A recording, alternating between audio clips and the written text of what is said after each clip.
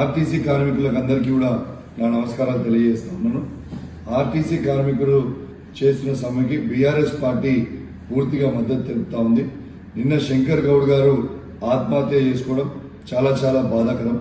అది ఆత్మహత్య కాదు, ప్రభుత్వ హత్య అని చెప్పక తప్పదు.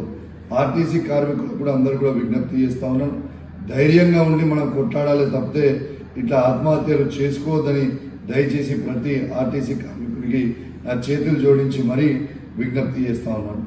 ఇవాళ ఈ ప్రభుత్వము మేము ఫ్రీ బస్ పెట్టినామని చాలా గొప్పగా చెప్పుకుంటారు. మరి అట్లాంటి ఫ్రీ బస్సులు పెట్టినా చెప్పుకునే దానికి ఇవాళ కష్టపడేది ఆర్టీసీ కార్మికులే కదా. మరి ఆర్టీసీ వాళ్ళకి 3,000 కోట్ల రూపాయల బకాయిలు ఎందుకు పెట్టినరు, ఎందుకు ఇప్పటిదాకా చెల్లించలేదు అనేది ఇవాళ నేను అడుగుతా ఉన్నాను. ఇలా బడ్జెట్లో కేవలం పేపర్ మీద మాత్రమే మీరు పెడుతున్నారు. గవర్నమెంట్ నుంచి ఇలా ₹1 కూడా ఆర్టీసీకి రిలీజ్ చేయకపోవడం అనేది చాలా బాధాకరం అని తెలియజేస్తాను. ఆనాడు కేసీఆర్ గారు అధికారంలో ఉన్నప్పుడు సంవత్సరానికి గవర్నమెంట్ నుంచి బడ్జెట్ 1,500 కోట్లు ఆర్టీసీకి విడుదల చేసేది మరొకసారి మీకు గుర్తు చేస్తా ఉన్నాను. కేసీఆర్ గారు అధికారంలో ఉన్నప్పుడే గవర్నమెంట్ ఉద్యోగులుగా గుర్తించి ఇవాళ కేసీఆర్ గారు కేబినెట్ ఆమోదనం చేసి ఇవాళ జియో ఇచ్చి గెజెట్ ని విడుదల చేసింది కూడా మీ అందరికీ కూడా గుర్తు చేస్తాను.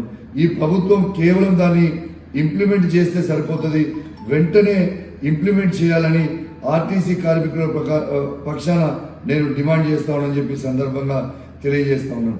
ఇలా ఆర్టీసీ కార్మికులు అడుగుతున్నది ఏంది, ఇవాళ మీరు పెట్టిన మేనిఫెస్టోనే ఇంప్లిమెంట్ చేయమని అడుగుతా ఉన్నారు కదా. 2.5 సంవత్సరాలు వాళ్ళు ఓపిక పట్టినారు కదా. మరి వాళ్ళు ఓపిక పట్టినా కూడా మీరు ఇప్పటి వరకు కూడా 2.5 సంవత్సరాల నుంచి చేయకపోతేనే 40 రోజుల ముందటి నుంచే మీరు ఇంప్లిమెంట్ చేయకపోతే మేము సమ్మెకి దిగుతామని వాళ్ళు నోటీస్ ఇచ్చారు కదా. మరి అది ఇచ్చినా కూడా మీరు ఎందుకు పట్టించుకోలేదని ప్రభుత్వాన్ని నేను అడుగుతా ఉన్నాను. వెంటనే ఈ ప్రభుత్వం స్పందించి గవర్నమెంట్ ఉద్యోగులుగా ఏదైతే వాళ్ళ డిమాండ్ని కేసీఆర్ గారు ఆనాడు గెజెట్ ఇచ్చిండ్రో దాన్ని వెంటనే ఇంప్లిమెంట్ చేయాలని నేను విజ్ఞప్తి చేస్తూ, నేను వారి పక్షాన ఖచ్చితంగా నేను డిమాండ్ కూడా చేస్తా ఉన్నాను. వెంటనే దాన్ని ఇంప్లిమెంట్ చేయాలని ప్రతి ఆర్టీసీ కార్మికుల్లో ఉన్న ఈ తెలంగాణ రాష్ట్రంలో ఉన్న ప్రతి ఒక్కరి గొంతుగా ఈ ప్రభుత్వాన్ని నేను డిమాండ్ చేస్తూ, మరియు ఖచ్చితంగా అందరు ఆర్టీసీ కార్మికులు ధైర్యంగా ఉండాలి, ఎవరు కూడా ఆత్మహత్య చేసుకోవద్దని మరొకసారి నా చేతులు జోడించి మరి విజ్ఞప్తి చేస్తూ సెలవు తీసుకుంటాను. జై తెలంగాణ.